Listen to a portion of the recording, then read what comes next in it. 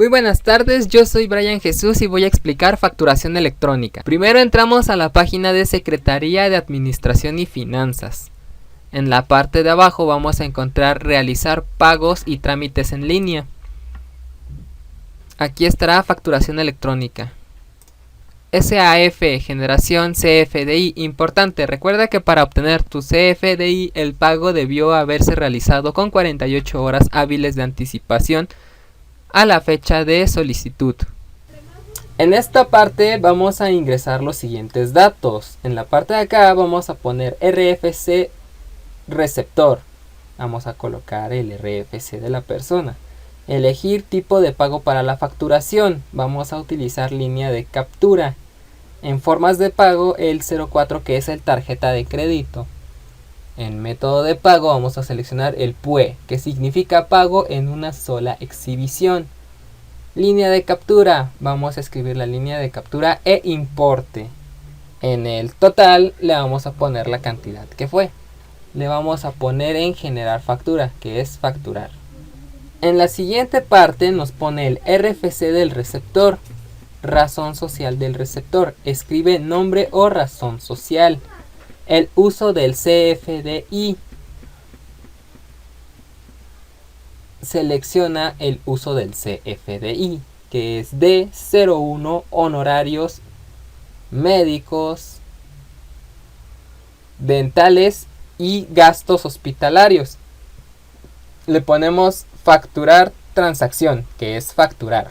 Nos sale la siguiente página. Aquí podemos descargar el PDF o descargar el XML, que sería la página de internet. Descargar facturación en PDF y XML.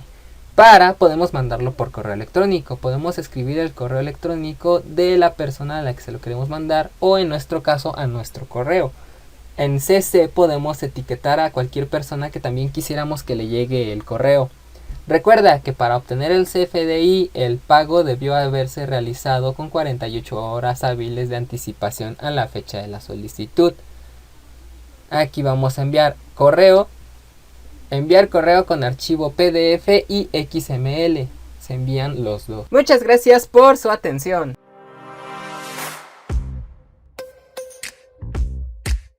Hola, buenas tardes. Mi nombre es Jessica Echavarría y yo pertenezco al Tecnológico Nacional de México, al Instituto Tecnológico de Tláhuac 3. En esta presentación voy a abordar un tema de gran importancia, que son los impuestos estatales y municipales, y me voy a enfocar al registro civil, que es un tipo de contribución que pagan las personas que residen en el país. Voy a empezar por abordar el concepto de la Secretaría de Administración y Finanzas de la Ciudad de México. La Secretaría de Administración y Finanzas de la Ciudad de México, de conformidad con lo estipulado en el artículo 27 de la Ley Orgánica del Poder Ejecutivo y la Administración Pública de la Ciudad de México, vigente, se dedica a varias materias. Una de ellas es el desarrollo de políticas de ingresos y administración tributaria, la programación de presupuestación y evaluación del gasto público en la Ciudad de México. Compete también a esta Secretaría la administración, ingreso y desarrollo del capital humano y los recursos de la administración pública de esta ciudad capital, así como representar el interés de la misma en controversias fiscales y en toda clase de procedimientos administrativos ante los tribunales en los que se controvierta el interés fiscal de la entidad. Bueno, pues esta secretaría, en pocas palabras, es la que administra el dinero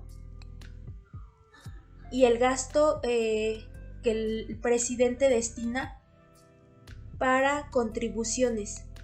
Las contribuciones que se pueden pagar en la Secretaría de Administración y Finanzas es como el registro civil, la tenencia, el predial, el agua, actas de defunción, actas de matrimonio cuando dos personas se casan pero en el extranjero, actas de nacimiento también que estén en el extranjero, y otros trámites que posteriormente hablaré. Se hizo un pago de un acta de nacimiento, entonces fui a estas famosos kioscos que están dentro de la Ciudad de México, y son los kioscos de tesorería. Y bueno, aquí pues se muestra el lugar, que es Superama Jardines, y está el concepto. En este caso fue la impresión de acta de nacimiento, fue una, por tanto la cantidad pues una. El importe aquí dice que es el desglose de lo que se paga. Como ya antes les mencioné, las actas de nacimiento están en 77 pesos. Luego vienen los datos del pago. Y aquí está el banco kiosco tesorería. Forma de pago pues fue efectivo. Número de autorización aquí se muestra. Y pues se muestra la fecha. Claro, es importante tenerla para saber qué día y a qué hora se hizo. Aquí dice que fue el 16 de agosto de 2021 a las 10:51 de la mañana. Y se muestra la línea de captura, que es la siguiente. Y aparte nos muestra una certificación digital de tesorería y nos muestra una liga. Y bueno, aquí en la parte inferior derecha se muestra el total pagado, que como ya les mencioné fueron 77 pesos. Cabe mencionar que en este recibo no se pone el nombre de la persona que pues hizo el pago, ¿no? Supongamos que fue María Antonia, y voy a destacar un poquito más los detalles. Este tipo de contribución pertenece al registro civil y es un pago de un acta de nacimiento. Quiero señalar que este tipo de comprobante corresponde o se remite al Código Fiscal de la Federación en el título primero de las disposiciones generales. Justo en el capítulo 1 nos habla que tanto personas físicas, o sea yo, como personas morales, empresas, están obligadas a contribuir para los gastos públicos, conforme a las leyes fiscales respectivas. Las disposiciones de este código se aplican en su defecto y sin perjuicio de lo dispuesto por los tratados internacionales, que son las máximas leyes y que están por arriba del Código Fiscal de la Federación, por arriba de la ley del impuesto sobre la renta, y se podría decir que son nuestra máxima autoridad, al igual que la Constitución Política de los Estados Unidos Mexicanos aquí en México. Y bien, dice que se aplicarán en su defecto y sin perjuicio de lo dispuesto por los tratados internacionales de los que México sea parte. Solo mediante ley podrá destinarse una contribución a un gasto público específico. La Federación queda obligada a pagar contribuciones únicamente cuando la ley lo señale expresamente. Estados extranjeros, en caso de reciprocidad, no están obligados a pagar impuestos. No quedan comprendidos en esta exención las entidades o agencias pertenecientes a dichos estados. Bien, me remito al artículo 2, donde dice que las contribuciones se clasifican en impuestos, aportaciones de seguridad social, contribuciones de mejoras y derechos, las que se definen de la siguiente manera. Y aquí dice el 1, que es el que quiero señalar muy bien.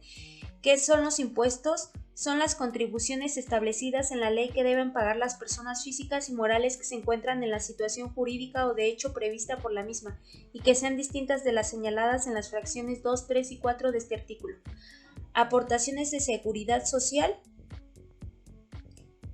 Bueno, aquí no aplica. Las contribuciones de mejoras son las establecidas en ley a cargo de las personas físicas y morales que se beneficien de manera directa por obras públicas. Y derechos son las contribuciones establecidas en ley por el uso o aprovechamiento de los bienes del dominio público de la nación, así como por recibir servicios que presta el Estado en sus funciones de derecho público excepto cuando se presten por organismos descentralizados u órganos desconcentrados, cuando en este último caso se trate de contraprestaciones que no se encuentren previstas en la Ley Federal de Derechos. Considero que la fracción cuarto del artículo 2 recae al ejemplo que les vengo presentando, que es el recibo de pago a la tesorería. También, este tipo de pago, pues al final esta contribución se va a tesorería, y ahí este tipo de dinero pues se va manejando y puede servir para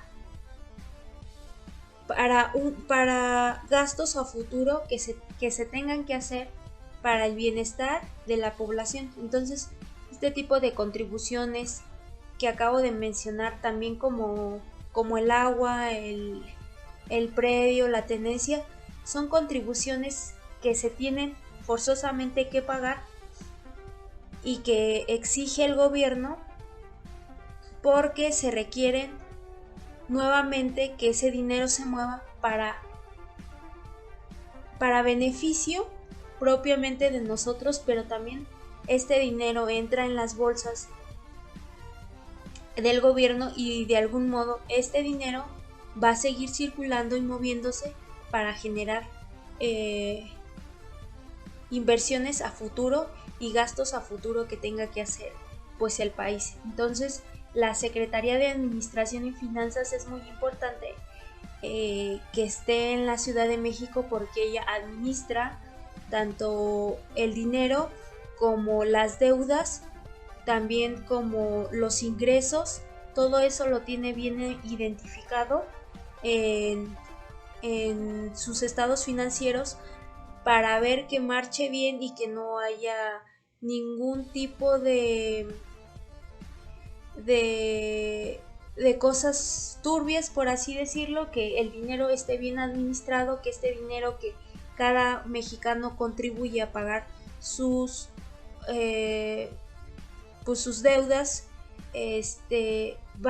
sus impuestos vaya directamente a estos lugares y se administre de la mejor manera para bien de todo el pues la ciudad, y en dado caso pues igual esto se hace a nivel nacional. Y con esto terminaría mi video. Muchas gracias.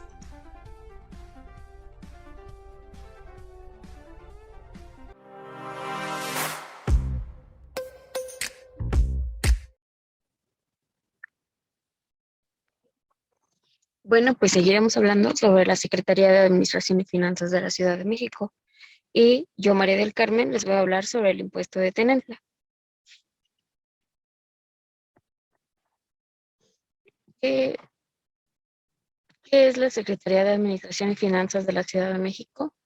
Pues la Secretaría de Administración y Finanzas de la Ciudad de México, de conformidad con lo estipulado en el artículo 27 de la Ley Orgánica del Poder Ejecutivo y de la Administración Pública de la Ciudad de México vigente, le compete el despacho en materias de desarrollo de políticas de ingresos y administración tributaria, la programación, presupuestación y evaluación del gasto público de la Ciudad de México. Compete también a esta Secretaría la administración, ingreso y desarrollo del capital humano y los recursos de la administración pública de esta ciudad capital, así como representar el interés de la misma en controversias fiscales y en toda clase de procedimientos administrativos ante los tribunales en los que se convierta el interés fiscal de la entidad. Para el ejercicio de sus atribuciones, la Secretaría se auxilia de las siguientes unidades administrativas.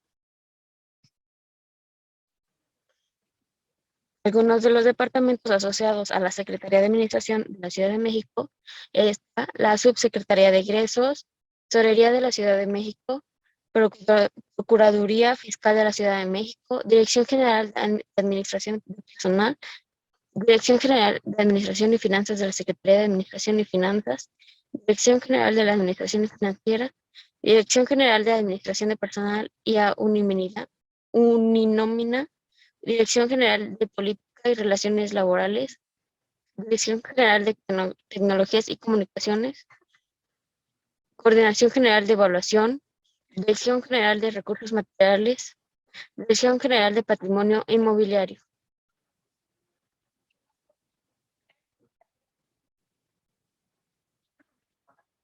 Tipo de contribución, el impuesto sobre tenencia. El impuesto sobre tenencia. Así como lo dice en el capítulo 6 del impuesto sobre tenencia o uso de vehículos, en el artículo 160, están obligadas al pago del impuesto establecido en este capítulo las personas físicas y las morales, tenedoras o usuarias de los vehículos a que se refiere el mismo, siempre que el Distrito Federal expida las placas de circulación a dichos vehículos en su jurisdicción territorial. Para los efectos de este impuesto, se considera que el propietario es tenedor o usuario del vehículo. Las autoridades competentes solamente registrarán vehículos cuyos propietarios se encuentren domiciliados en el territorio del Distrito Federal. También este impuesto sobre tenencia o uso de vehículos fue implantado para solventar los Juegos Olímpicos en 1968, bajo el gobierno del presidente Gustavo Díaz Ordaz.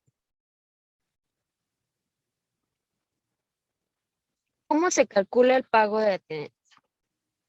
El impuesto se calcula con base en las características del vehículo, tales como son el modelo, marca, año de fabricación, versión y precio del mismo, mediante el uso de tablas y aplicación de porcentajes que se actualizan anualmente. Este disminuye según la antigüedad del vehículo, de forma tal que los vehículos de 10 años de haber sido fabricados o más antiguos están exentos de este impuesto. Se aplican sanciones a quienes no paguen dicho impuesto.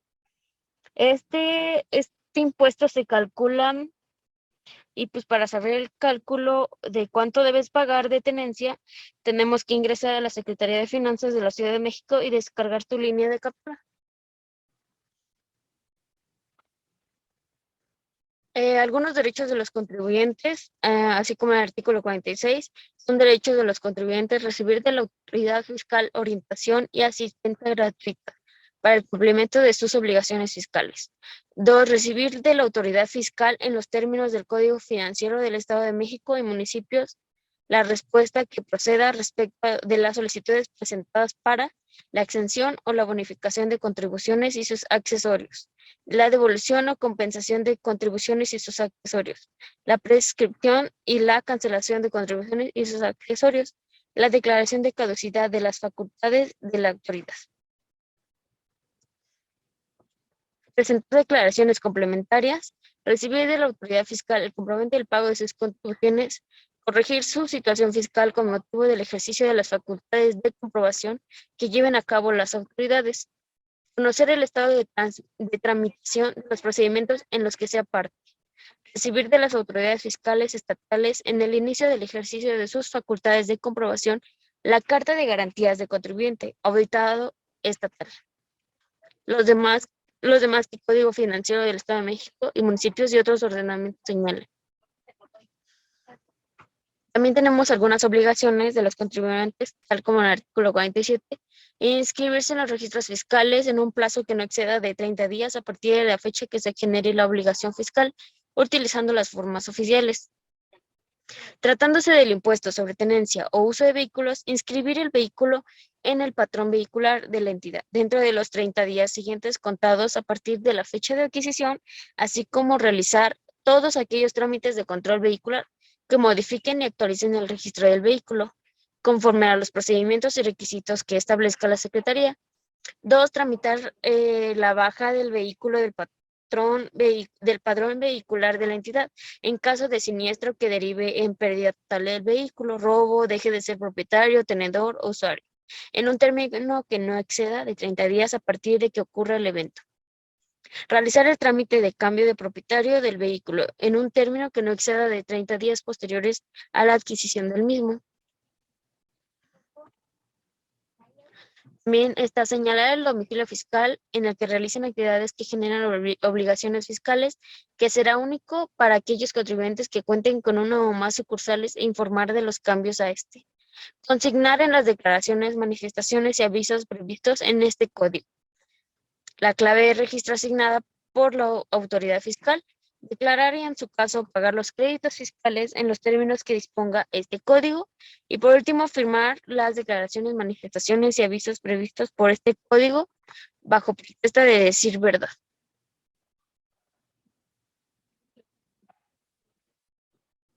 Aquí están unos pasos para realizar el pago. Como primer paso es dar clic en el botón Pagar tenencias si deseas realizar tu pago. Puedes dar clic en el botón de Consultar si solo deseas conocer el adeudo que se tiene. Segundo paso, dar clic en el botón inferior de esta página que dice Iniciar trámite.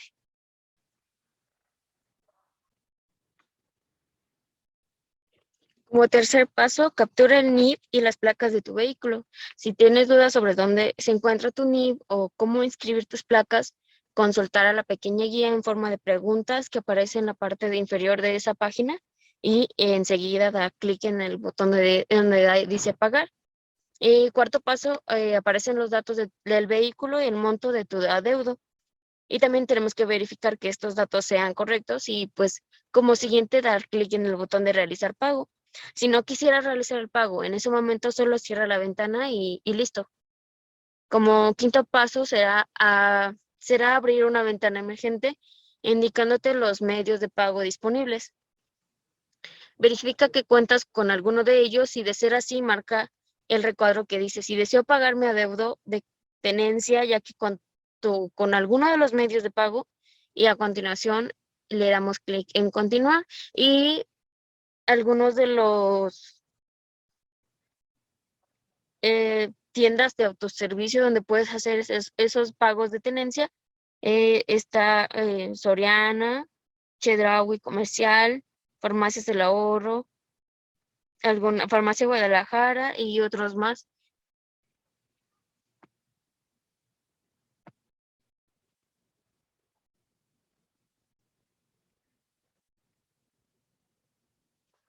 Como sexto paso es elegir la forma de pago. La opción de pago por internet se realiza con una tarjeta de crédito o débito Visa o Mastercard.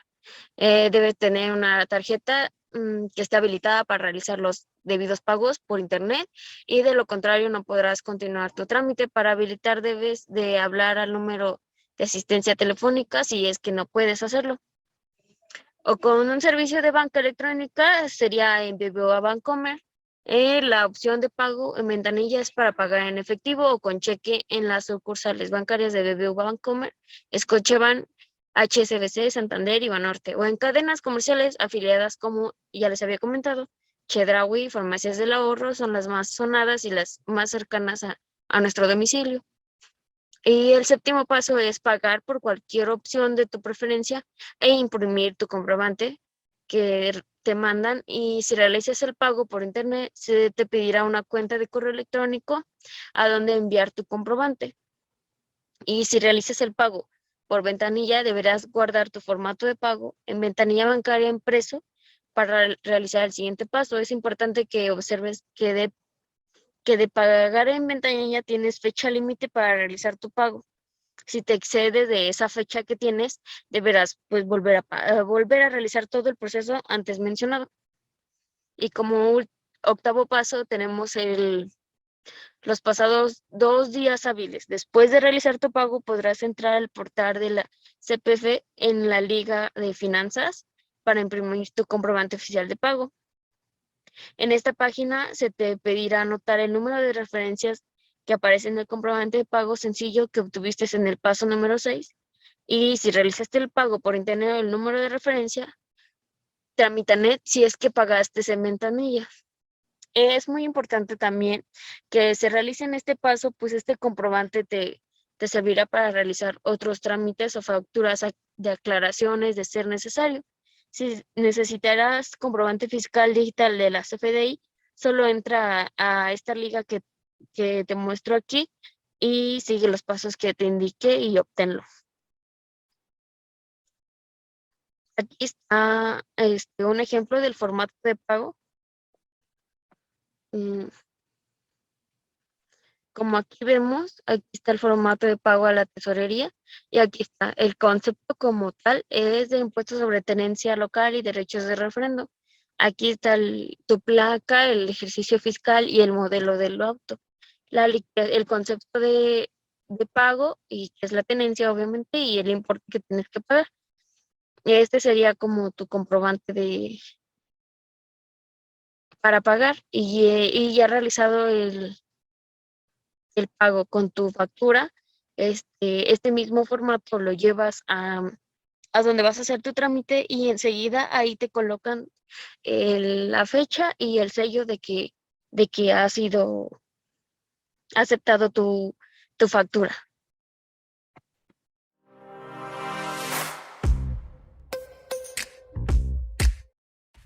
Hola, ¿qué tal? Mi nombre es Luis Javier y yo les voy a hablar sobre la contribución del predial, que corresponde a la asignatura de Derecho Fiscal del Instituto Tecnológico de Tláhuac 3. Comenzaré respondiendo la pregunta de ¿qué es la Secretaría de Administración y Finanzas de la Ciudad de México? La Secretaría de Finanzas de la Ciudad de México es una dependencia de la Administración Pública centralizada de la Ciudad de México, tal como lo determina la Ley Orgánica de la Administración Pública del Distrito Federal en su artículo 15, por lo que actúa conforme a la política pública determinada por el Ejecutivo local y es sujeto obligado en lo que respecta a obligaciones de transparencia. Y ahora, ¿qué es el predial? Bueno, el predial es un impuesto con el cual se agrava una propiedad o posesión inmobiliaria. Esto es una contribución que hacen los ciudadanos que son dueños de un inmueble, ya sea vivienda, despacho, oficina, edificio o local comercial. En el predial, el sujeto de contribución es el dueño de la propiedad, el tipo de contribución es de impuestos, y la fecha de pago es anual o bimestral.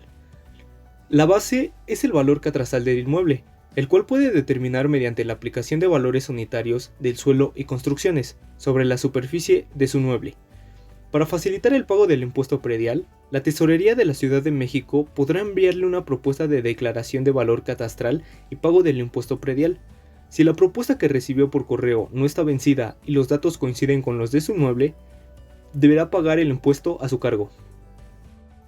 El importe a pagar depende según la ubicación de los inmuebles. Existen tres tipos de colonias catastrales, donde se ubica la colonia catastral tipo área de valor, donde es un grupo de manzanas con características similares e infraestructura, equipamiento urbano, tipo de inmuebles y dinámica inmobiliaria. La colonia catastral tipo enclave de valor, que es una proporción de manzanas o conjunto de lotes de edificaciones de uso habitacional, que cualitativamente se diferencian plenamente del resto de los lotes o manzanas del área en que se ubica. Y por último tenemos la colonia catastral tipo corredor de valor, que son las colindantes con una validad pública que por su mayor actividad económica repercute en un mayor valor comercial del suelo, independientemente de su acceso o entrada principal. Para consultar el formato y llenado del predial, vamos a suponer un ejemplo que corresponde a un inmueble con las siguientes características: que sea tipo habitacional, con un piso de 2 niveles, clase tipo 4, superficie del terreno de 400 metros cuadrados, superficie de construcción de 300 metros cuadrados y una antigüedad de 10 años. Y para comenzar a llenar el formato, debemos de seguir los siguientes pasos. Como punto A, debemos de ubicar en el renglón la región y manzana del inmueble. Esta localizarla en la cuarta columna, donde se encuentra el valor unitario por metro cuadrado que le corresponde. Esto se puede consultar en las tablas de valores unitarios del suelo en el Código Fiscal de la Ciudad de México. Como segundo punto, o punto B, debemos de multiplicar el número de metros cuadrados del terreno del inmueble por el valor unitario que le corresponde, y así obtener el valor del suelo. Aquí en el ejemplo tenemos de 5.198.11 por 400, que nos da un total de 2.079.244 pesos. Como tercer punto o punto C, debemos de calcular el valor de la construcción, donde primero deberemos clasificar el inmueble por el tipo y clase que tenga de acuerdo a la tabla de valores unitarios de las construcciones. Una vez identificado el valor unitario, multiplicarlo por el número de metros cuadrados de construcción y obtener el valor de la construcción. Como nuestro ejemplo, que será de 5.238.58 por 300, dándonos así el resultado de 1.571.574 pesos. Y bueno, continuando con el punto E, debemos restar el valor catastral de la construcción un 0.8% por cada año transcurrido, desde que se terminó la construcción o desde la última remodelación integral que modifique la estructura para conservarlo en un buen estado. Esta reducción no podrá ser mayor a un 40%. Como nuestro ejemplo tenemos de 1.571.574 pesos menos 125.725.92, dándonos así un resultado de 1.445.848.08 centavos. Como punto F debemos sumar los valores obtenidos. En nuestro ejemplo sumaremos el valor de 2.097.244 más 1.445.848.08 y esto nos va a dar un resultado de 3.525.092.08 pesos y ese será el valor catastral de nuestro inmueble. Y ahora, para calcular el impuesto bimestral, deberemos de ubicar el inmueble de acuerdo al valor catastral contenido en la tarifa que se muestra a continuación.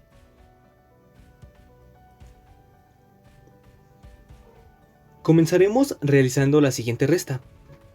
Restaremos el valor catastral del inmueble, que en nuestro ejemplo es de 3.525.092.08 pesos, menos el límite inferior del valor catastral del inmueble del rango que le corresponda, que en este caso será de 3.379.253.20 pesos, dándonos así un resultado de 145.838.88 pesos. Posteriormente, el resultado deberá ser multiplicado por el porcentaje para aplicarse sobre el excedente del límite inferior, señalado en el mismo renglón en la columna 5, que en nuestro ejemplo será multiplicado por 0.18486, dándonos así un resultado de 269.60 pesos. Y por último, deberemos de hacer la siguiente suma, que es sumar la cuota fija, que a 269.60 le sumaremos 4.688.52 pesos. Esto nos dará un total de 4.958.12 pesos. Y ese sería nuestro impuesto bimestral redondeado de 4.958 pesos.